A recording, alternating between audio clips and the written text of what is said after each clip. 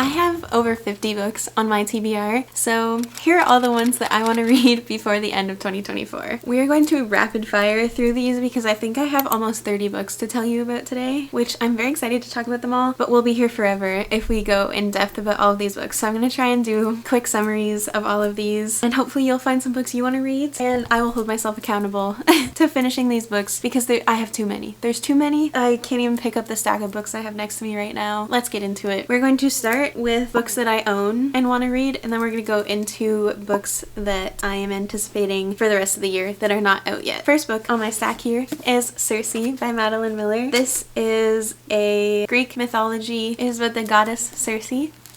Obviously, Zeus banishes her because her powers of witchcraft can transform rivals into monsters and is a threat to the gods. She's banished to this island, and she crosses paths with many of the most famous figures in all of mythology, including the Minotaur, Icarus, and of course, Odysseus. I have no idea if I'm pronouncing those correctly. I read The Song of Achilles by Madeline Miller. I don't know if it was this year. I think it was last year. I loved it. It was very beautifully written. It made me cry, and I feel like this is also going to be very beautifully written. It gives fall vibes, so I'm going to try and read this soon. I think it's just the orange cover that makes me think of fall. Following that theme of Greek mythology, I have Stone Blind by Natalie Haynes. This has been on my TBR for far too long. I desperately need to read it, and I don't know why I haven't. And this is also a retelling about Medusa, and it's basically the story of how she was turned into Medusa by Poseidon and Athena. She ends up punished for Poseidon's actions and is transformed, where writhing snakes replace her hair, and her gaze will turn any living creature to stone. She condemns herself to a life of solitude until Perseus embarks upon a fateful quest to fetch the head of a gorgon. I feel like this is going to be really fun. It's described as witty, gripping, and ruthless. This also has a really beautiful cover, like the metallic finish on it is really nice. And then next we have Normal People by Sally Rooney. I'm sure so many people have already read this. I have not, and I've been putting it off because I'm a little bit scared that I'm not going to like Sally Rooney's writing, but I'm curious about it, and it's a pretty short book. This is about Connell and Marianne, who grew up in the same small town, but then in school, Connell was popular and well liked, and Marianne was a loner, and then they strike up conversation, awkward and electrifying, and something life-changing begins. It kind of follows them, I think, throughout like many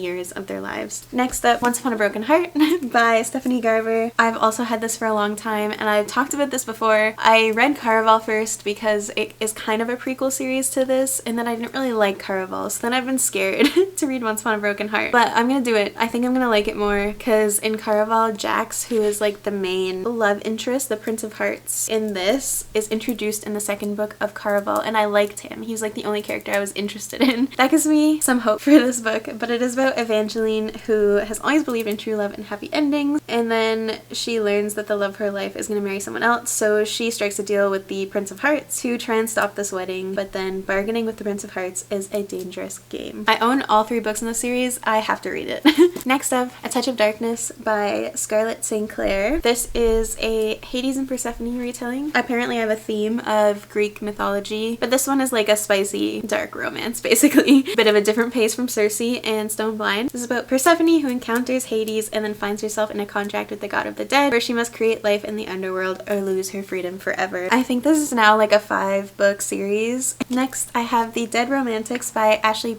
Poston. I think it's Poston. I always say Poston, but I think it's Poston. I figured this would be good for fall because it's kind of a paranormal romance. Ashley Poston's books are always magical realism, and this is no different, and it follows Florence, who finds out that her father has passed away. She finds a ghost standing there at the funeral, and it is the ghost of her new editor, and his unfinished business will have her second-guessing everything she's ever known about love stories. I recently read The 7-Year Slip, and I loved it. It was a 5-star book, so I'm very excited to read more of her books. Next up, If We Were Villains by M.L. Rio. I have the like indigo cover that they released randomly last year, and this is about 5 Shakespearean actors in college where like a murder, some sort of murder happened, and then one of them went to jail for it, and then 10 years later he's released from jail and he's ready to tell the truth. So I assume we're just kind of slowly following this mystery throughout the book.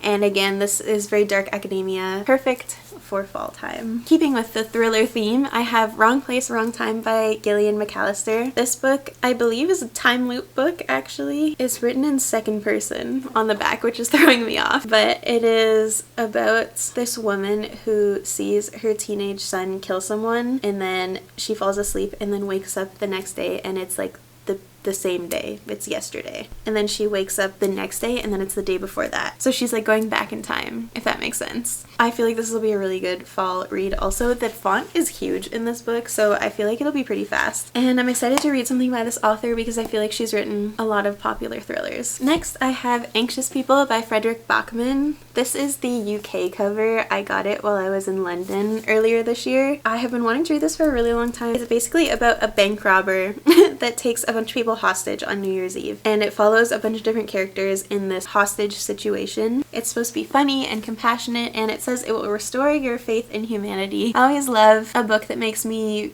feel kind of positive about the world, and I don't know how a bank robbery gone wrong is going to do that, but I trust in Fredrik Backman. I have heard he is an incredible writer and I can't wait to read something by him. Next, I have The Familiar by Leigh Bardugo. I feel like I've talked about multiple times because I'm scared of it, so I keep putting it off, but I'm gonna read it this fall. It's giving fall, you know? It is about Lucia, who plunges into the world of seers and alchemists, where the line between magic, science, and fraud are never certain. She will have to use every bit of her wit and will to survive, even if it means enlisting the help of Gillian Santangel, an embittered immortal familiar whose own secrets could prove deadly for them both. I assume there's going to be some sort of romance in it, but I feel like this is going to be a bit dense. I love Leigh Bardugo, I love her writing, so I'm sure I will enjoy it. Next up, I have Fairy Tale by Stephen King. This, I think, is more of a fantasy book than a horror book, so a bit different from what he usually writes, but it's about Charlie, who is a regular high school kid, and then when he's 17 he meets a dog and its owner, and the owner has this locked shed on his property, and sometimes strange sounds emerge from the shed, and then he dies and leaves Charlie a cassette tape telling him this like crazy story. Inside the shed is supposedly a portal to another world. It's a thick book, as Stephen King books usually are. This is honestly not that big compared to some of his books, and it is well over 500 pages. Next up, The Prison Healer by Lynette Noni. This is a YA fantasy series, and it is about a 17-year-old who has spent the last 10 years fighting for survival in a notorious death prison, working as a prison healer. And then a rebel queen is captured, and she has to keep her alive long enough to undergo trials, but then the queen is unable to, so she ends up going through the trials instead. The trick, though, for these trials is that no one has ever survived. I've heard a lot of people talk about it. I've heard a lot of people enjoy it. There's a review from Sarah J. Maas. On the top here it says, Lynette Noni is a masterful storyteller, a must-read for any fantasy lover, which is promising. And then next is two books, but one of them I just can't be bothered to pull off my shelf. Reckless and Hopeless by Elsie Silver. The rest of the Chestnut Springs series, I would love to finish it before the end of the year. I eat these books up. This one is about Theo Silva, who was kind of like a mentee to Rhett in the first book, and then the fifth book is about Bo, who is the final Eaton brother in the series. And this one also follows Winter, who is Summer's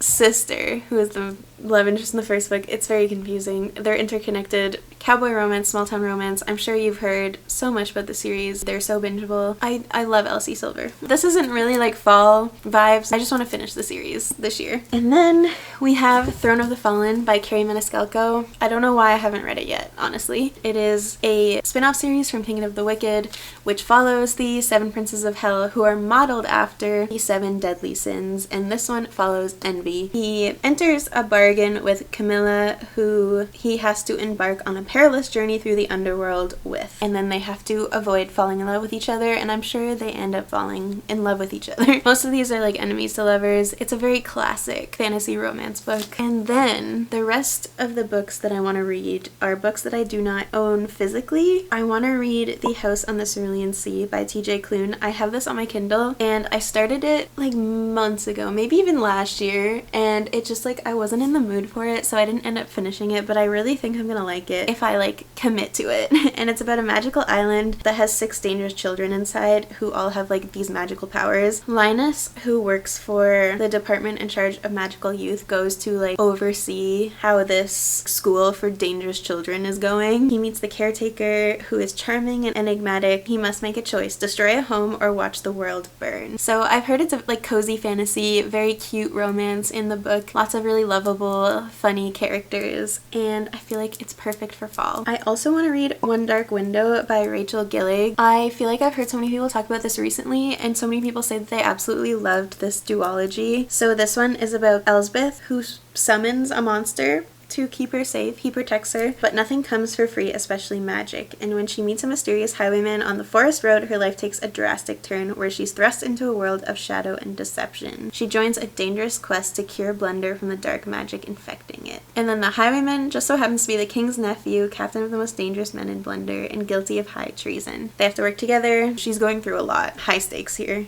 And then lastly, in books that I own that are already out that I want to read is A Song to Wake 1,000 Sorrows, which I also have on my Kindle. And this was on my TBR like a few months ago because my mom read it and she really liked it. And then I got into a really bad reading slump and I didn't read it. But it is about a woman with unimaginable power and a king hellbent on ruling the world and an ancient force that could mean salvation or destruction. Again, very high stakes. And it follows Claire, who has an entity she calls the Song inside her that is ancient and fathomless. And it is a power that the Jackal King has long been searching for, and she ends up having to team up with a bunch of unlikely allies to try and escape the king's wrath. I think this is kind of gonna be mild enemies to lovers. There's definitely some fantasy romance involved here, and it only has 82 ratings on Goodreads, but it has a 4.71 average, which is kind of crazy, and my mom loved it. So I feel like I'm really gonna enjoy it. And then finally, for books that I want to read this year that I do own, and this is a reread, I want to reread Fourth Wing and Iron Flame before Onyx Storm comes out in January because I'm gonna be reading that the second it comes out. And I read this over a year ago now and I don't really remember what happens. And I also love this series, so I know I'm gonna have a blast rereading it. I'm sure you know what this is about, but in case you don't, quick rapid fire summary. It's about Violet, who ends up going to this war college and she joins as a dragon rider and then goes through all these crazy near-death trials to become like an official dragon rider. There's also this like war going on between different parts of the world and they recruit the dragon riders to defend the city basically as soldiers. Now for books that I am excited for that are coming out, I have a few. The first one is called The Games Gods Play. This is the first book in a new fantasy series and it's by Abigail Owen. I have not read anything else by this author, but it looks like she has quite a few books out already. There's a theme here. This is another Greek mythology retelling. It's about the gods basically host this like contest where they fight each other for who's gonna be the ruler of Olympus. But instead of fighting each other, because why would they do that? They're gods. They recruit mortals to fight for them. And so our main character ends up being recruited as Hades' champion to fight in these trials. And I don't know if there's gonna be like a romance, like touch of darkness between our main character and Hades. This one comes out September 3rd, which it's currently August 19th. I feel like when this is going up, it'll still be August, but it's gonna be out in like a few days basically after this video goes up. So I'm very excited to get this. And there's also, it has really pretty sprayed edges, which always gets me. So I'm probably gonna end up buying this when it comes out, like the physical hardcover book. And then the next book that I would like to read, which is only if another book goes well for me, is Somewhere Beyond the Sea, which is a sequel to The House on the Cerulean Sea by TJ Klune. So I figured if I read that and I liked it, I would probably want to read this one. And this comes out September 10th. It follows the same kind of cast of characters in the magical orphanage. I don't really want to read anything else about this because I don't want it to spoil the first book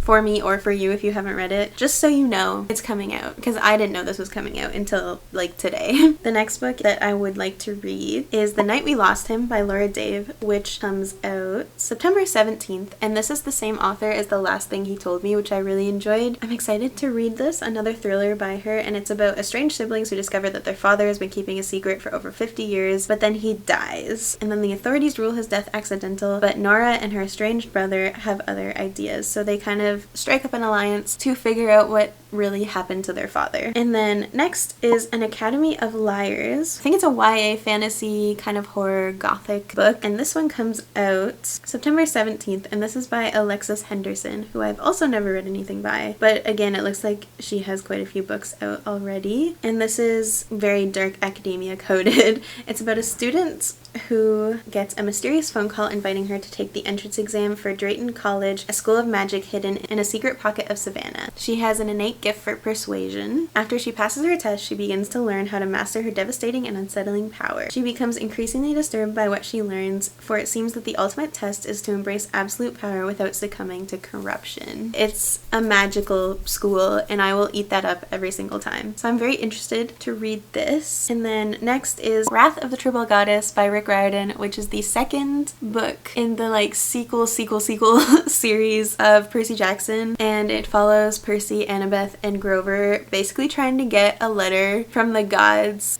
to get Percy into college. It's a very silly, goofy series, just kind of like short novellas that bring these characters that we love back. Oh, Wrath of the Triple Goddess comes out September 24th. I will be buying that this day it comes out. Next up, Nothing Like the Movies by Lynn Painter. This is the very anticipated sequel to Better Than the Movies, and I'm a little bit scared of it, honestly, because I loved Better Than the Movies, and I feel like sometimes a sequel can ruin something, like the sequel wasn't planned, you know? But I'm hopeful that I'm gonna enjoy this. The description makes it sound like Liz and Wes break up, like, immediately. Like, they were happy and together for a few months, and then they go off to college and break up, basically. I know they're gonna be happily together again by the end of this book, but it feels like it's gonna be like a miscommunication trope. I don't know. I'm a little bit afraid, but I'm also definitely gonna be reading it, and this book comes out October 1st. And then finally is The Wedding Witch by Erin Sterling, which is the third book in the X-Hex Interconnected Standalone series. I haven't read The Kiss Curse yet. I want to read that as well. This one comes out October 8th, and it's about Bowen, who has always been a loner studying dark and ancient magic on a mountaintop in Wales, and then his friend Declan, who happens to be a ghost, asks him to attend a Yuletide wedding at a grand estate deep in the Welsh countryside, where he meets Tamsin, and they end up getting transported into the past together to 1957, where they have to work together to get back to the present. So it sounds fun, it sounds cute. I feel like it's just a good classic Halloweeny book to read, a witchy romance. That is all the books that I'm going to tell you about today. I've been talking for far too long. Hopefully you got some recommendations, some books you're interested in reading. Let me know what is on your fall TBR. Thank you so much for watching. If you enjoyed, you can like, comment, subscribe down below. It means so much to me, and I will hopefully see you in my next video. Bye!